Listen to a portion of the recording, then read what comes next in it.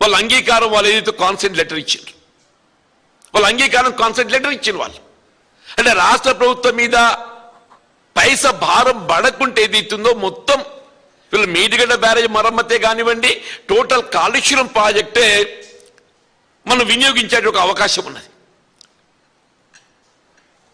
దాదాపు 3 సంవత్సరాలు గడిచిపోతుంది. రేపు రబీ పోతే ఇప్పటికే 33 మాసాలు గడిచిందే, ఇక 3 మాసాలు అయితే రబీ పోతుంది, ఇంకేముంది అందులో. ఏమంటావు ఇప్పటికైనా రేవంత్ రెడ్డి, నువ్వు భేషజాలకు ఓకయా, భేషజాలకు ఓకు, నీ కుట్రలు కుతంత్రాలు జాలిగా, నీ కుట్రలు కుతంత్రాలు జాలి. ఇప్పటికీ ప్రజలంతా గమనిస్తున్నారు, రైతాంగం అంతా గమనిస్తున్నారు కాళేశ్వరం ప్రాజెక్టు యొక్క గొప్పతనం, దాని విలువ అనేది ఇస్తుందో. వీళ్ళు కేవలం తెలంగాణ రాష్ట్రానికి పరిమితం కాదు, జాతీయ అంతర్జాతీయ స్థాయిలో దాన్ని ఏదైతుందో దాన్ని గుర్తిస్తున్నారు.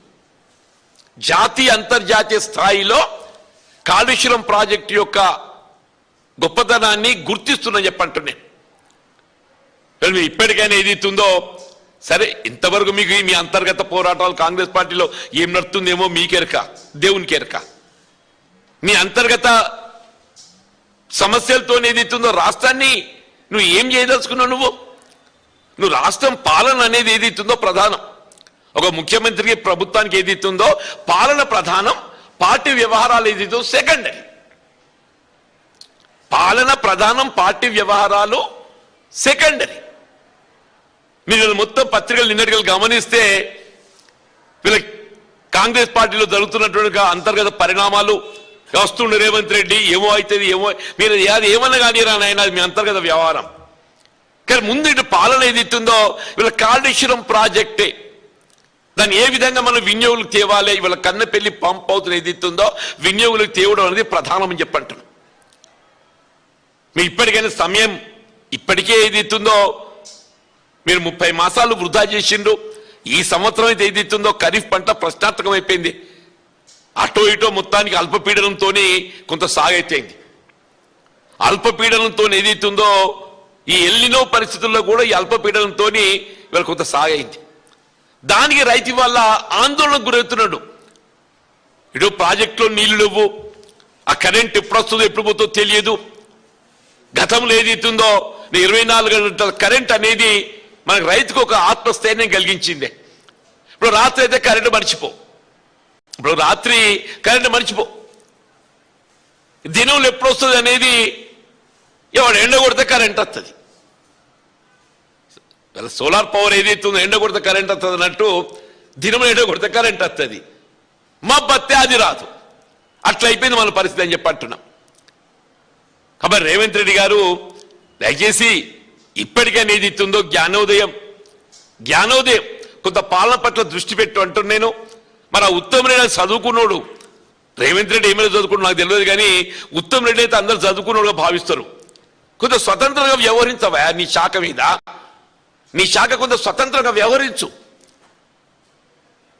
తెలంగాణ రాష్ట్రంలో almost more than 60% of the reason, 60% of the state ఇటు సాగు కానీ, త్రాగునీరు కానీ, పారిశ్రామిక అవసరాలు కానీ, హైదరాబాద్ త్రాగునీటి అవసరాలు కానీ, ఇవన్నీ కూడా ఏదైతుందో ఇవన్నీ కాళేశ్వరం ప్రాజెక్టుపై ఆధారపడి ఉన్నాం అని చెప్పి, కాళేశ్వరం ప్రాజెక్టుపై ఆధారపడి ఉన్నాం.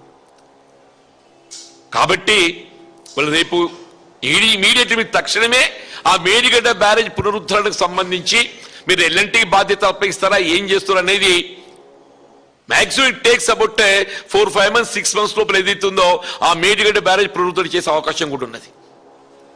మేడిగడ్డ బ్యారేజ్ పునరుద్ధరణ ఇప్పుడు ఏదైతే ఆ 7th బ్లాక్ 5-6 పియర్స్ 4-5 పియర్స్ ఏదైతే దెబ్బతిన్నాయో దాన్ని పునరుద్ధరణ చేయడం కూడా it not take much of time.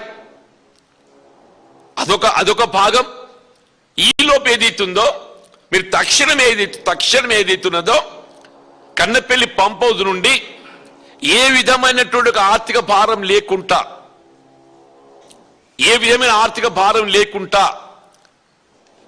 మీకు river flow 93.5 metre level touch చేస్తే automatically you'll get water. Suppose ఏమైనా తగ్గినా కానీ కింద దిగువన కాఫర్ డ్యామ్ నిర్మాణం చేస్తే అంత 50 కోట్లు 100 కోట్ల మించదు.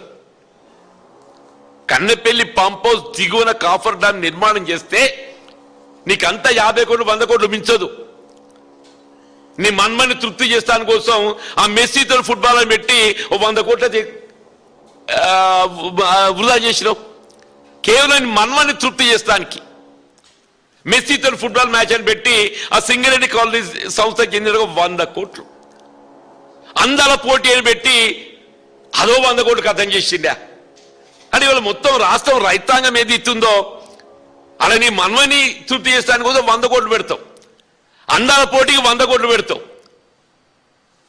ఇలా కన్నపల్లి పంప్ హౌస్ దిగువన నిజంగానే వాటర్ లెవెల్ తగ్గినా కానీ యాజ్ ఇట్ ఈజ్ ఇప్పుడు ఏదైతుందో మనకు 2 TMC ఈజీగా సులువుగా ఎత్తిపోయచ్చు. అది పెద్ద సమస్య కాదు. రేపు ఎప్పుడు ఇంకో 2-3 మాసాల తర్వాత ఇంకా నీటి ప్రవాహం తగ్గుతుందని చెప్పి భావించినా కానీ ఫర్ అనదర్ 6 months నీటి ఎత్తిపోయడానికి కాఫర్ డ్యామ్ నిర్మాణం చేయవచ్చు.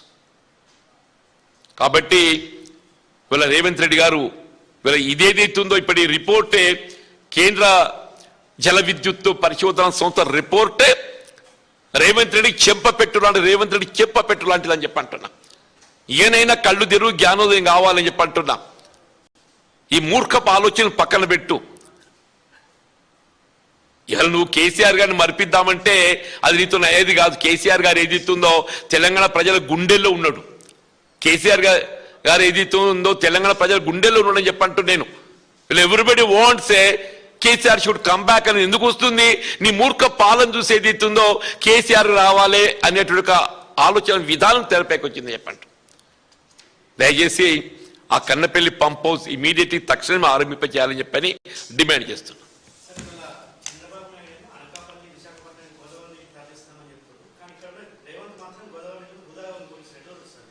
ఇదంతా కుట్ర బాబు, గురుదక్షిణ, ఇదంతా గురుదక్షిణ.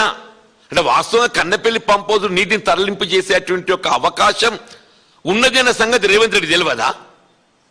ఆయన ఒక ముఖ్యమంత్రియా? ఒక ముఖ్యమంత్రికి ఏదైతుందో కన్నపల్లి పంప్ హౌస్కి వెళ్ళి ఏదైతుందో నీటిని ఎగువ తరలించే అవకాశం ఉందని తెలియకనా కేవలం పోలవరంకు నీటిని తరలింపు చేయటానికి, కేవలం దిగువ పోలవరం నీటి తరలింపు చేయడానికి చంద్రబాబు నాయుడు గారికి ఏదైతే గురుదక్షిణ చెల్లించడానికి ఇలా తెలంగాణ ప్రజల్ని ఏదైతుందో మన గొంతు తడి ఆరోపిస్తుంటా, మన గొంతు ఎండబెడుతుందని చెప్పంటున్నా.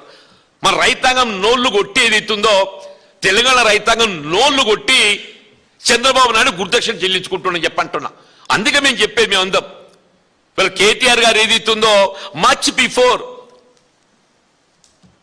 ఇవాళ ఏదైతే ఖరీఫ్ ఆరంభంలోనే వారు ఏదైతుందో బీఆర్ఎస్ పార్టీ శ్రేణులు అందరం కూడా ఆ ప్రాంతం పట్ల అవగాహన ఉండి ప్రాజెక్టుల అవగాహన ఉండి అందరం కూడా ఏదైతుందో మేము కన్నపల్లి పంప్ హౌస్ విజిట్ పెట్టుకున్నాం.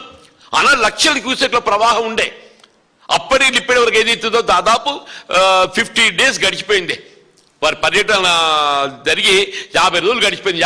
ఇంటూ 2 లెక్క పెడితే 100 TMC ఏదైతుందో ఇవాళ ఎగువ మొత్తం జలాశయాలన్నీ నిండిపోతుండే, ఇంక్లూడింగ్ ఎస్ఆర్ఎస్పీ అని చెప్పంట. ఇప్పటికైనా అందుకే మేమంటాం రేవంత్ రెడ్డి కళ్ళు తెరవాలని చెప్పంటాం. థ్యాంక్ యూ బాబు.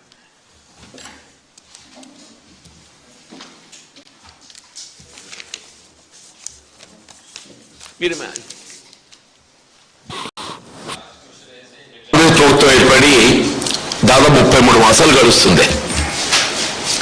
ఇంతవరకు ఏదైతుందో అటు తుమ్మడియేటి వద్ద నిర్మాణం చేస్తానన్నటువంటి ఒక ప్రాణిత నదీ జలాల మళ్లింపుకు సంబంధించిన బ్యారేజ్కు అతి గతి లేదు.